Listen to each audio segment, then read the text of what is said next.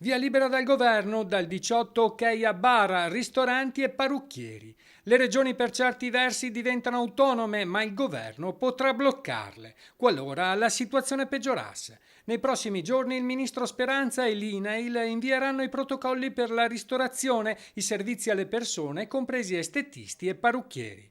Nel frattempo, però, fra gli esercenti cresce il malumore. In questo clima di incertezza, a 5 giorni dall'apertura, qualcuno è indeciso addirittura se riaprire l'attività. Noi sappiamo che se apriamo in giro di 3-4 mesi saltiamo tutti quanti, perché non sosteniamo più i costi che abbiamo. Le incognite sono ancora molte e spaventano. Rispondiamo noi, non rispondiamo noi.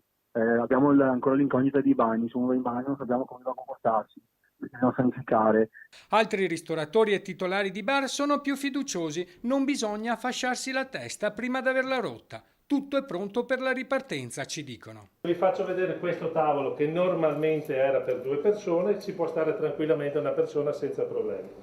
Questo tavolo normale da 6 persone, abbiamo messo le misure a 1 metro, ci staranno 3 persone. Ma questo non è il problema ovviamente saranno i costi di gestione che dovranno essere assolutamente ridotti.